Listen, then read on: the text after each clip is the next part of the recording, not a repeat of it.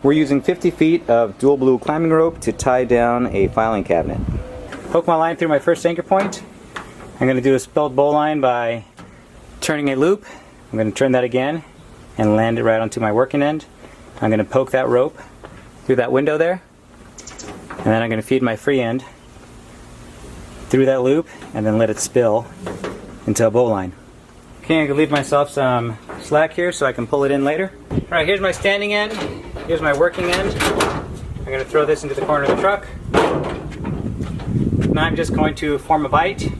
I'm going to take my working end and I'm going to do a complete coil going clockwise around that bite.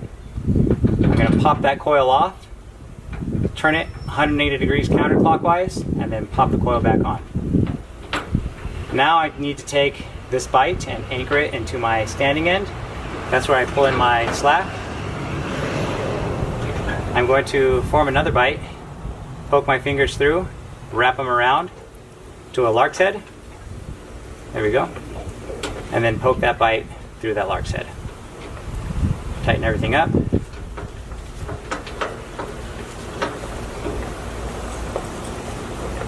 Okay, I already see that I have too long of a loop right here, so I'm going to bottom out when I pull in my tension. So I'm just going to shorten that loop by pulling that slack out of this side. Okay. We still want to leave a little bit of a window there so that I can release the tension later on. But here we go. I'm going to pull in my tightness, my tension. Still get to keep it. Pull, get to keep it. Pull, get to keep it. I'm going to bottom this thing out, or at least I'm going to try, by using a marlin spike hitch. Just like the spilled bowline, I'm going to do a twist to make a loop. Take that same twist, go again, go on top of the standing end, poke my extension through, and I'm going to pull everything tight.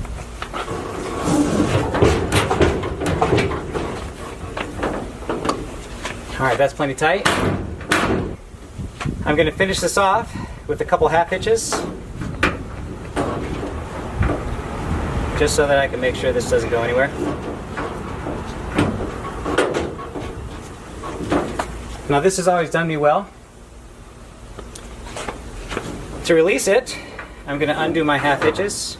Now I'm going to take the end that I was pulling on and I'm going to thread a bite of it through this window right here. Then I'm just going to pull it 90 degrees away from the knot. There we go. Give it a little room to breathe. And now we're loose.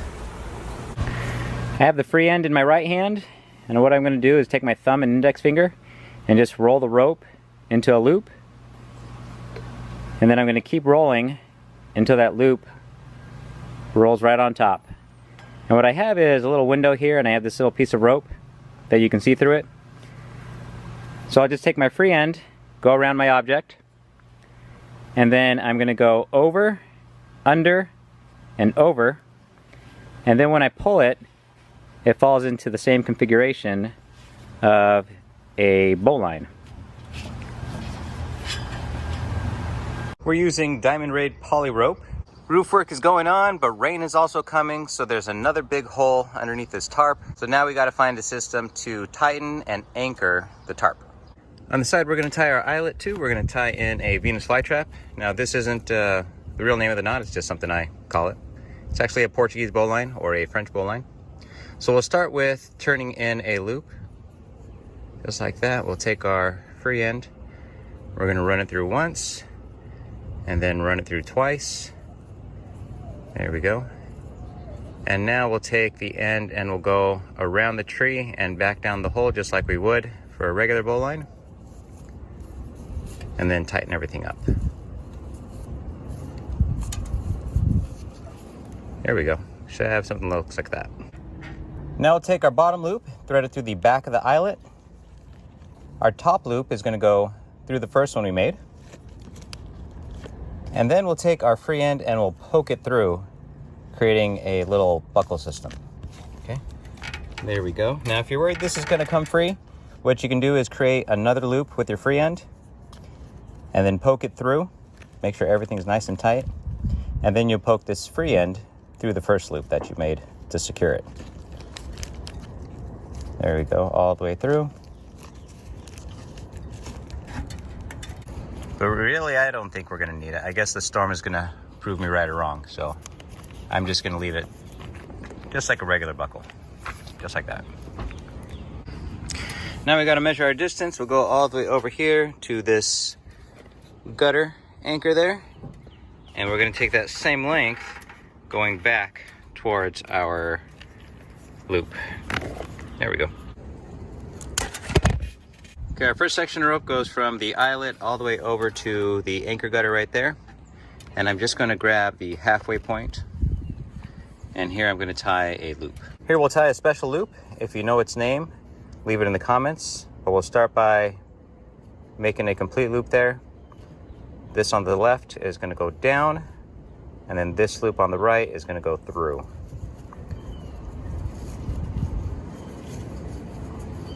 There we go. Let me know if you know the name. Next, we're gonna take our end of the rope and we are going to pass it through, creating a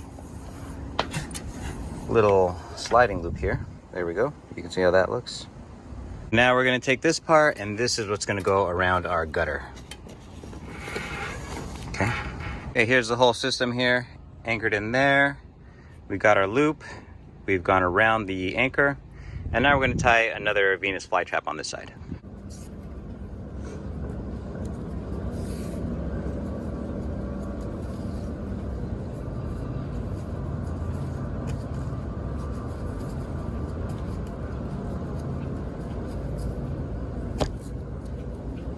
Okay, now this loop here, I'm going to buckle into with the end of my rope.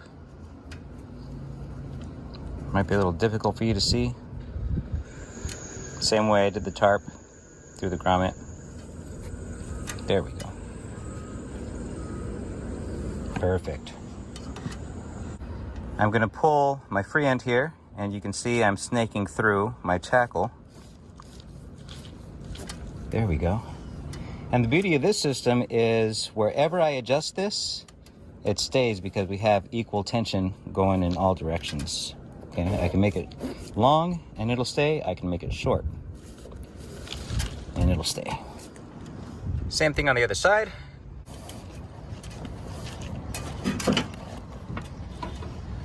See, we're loose right now, but we can take this end and pull it tight.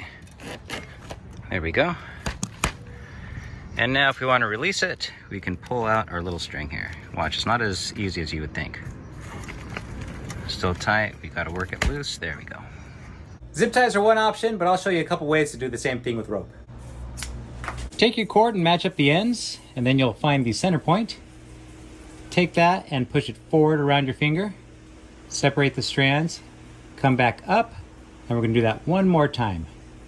Once we get to the front, we're gonna pop off both coils that we did on each side, and we're gonna roll them together, okay? You should have something that looks like this. Now the connecting portion is on the backhand side and you wanna keep it there. What we're gonna do is take our two ends and thread them through these two holes. Drop it behind here, okay? Take our two ends, thread them through, one on this side, one on the other side. There we go.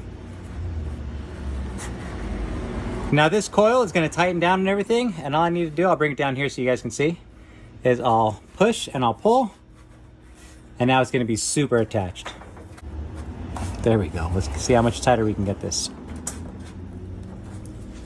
One at a time. Oh yeah, that's not going anywhere. And that knot creates the same zip tie action that you see from this guy. Now this one we can trim off right at the end. And if you want, we can fuse it over. You'll take your left-hand side and form it so it looks like an ampersand. With your right-hand side, you'll form a loop, thread it through the top, go around the bottom, and pull everything tight. Now the good thing about tying it this way is it's not gonna loosen up on you. But let's say your shorts are too loose. You'll tighten them up by taking this thumb loop here and gathering up this loose end, and now you can pull in more tension. When the knot resets, it'll stay tight. If your shorts are too tight, same thing, take your thumb loop, gather up this loose end, and give yourself some slack. And then once you're all done, you'll simply take this end and pull everything free. Here's a first-person point of view. Now this drawstring is sewn in at the back of the shorts, so I need to pull in some tension on the left side first. but I'll pinch it with my right hand and then I'll grab it from the left and pull in my ampersand. With my right hand, I'll pull in the loop, go through the bottom and then over the top, and then I'll pull it tight. Now when I want to add tension, I'll grab this loose end here and my thumb loop and pull in some tension. That's good. If I want to loosen up my shorts, grab the thumb loop and the loose end and I'll pull in some slack. And when I'm all done, I'll just take this end and pull it free.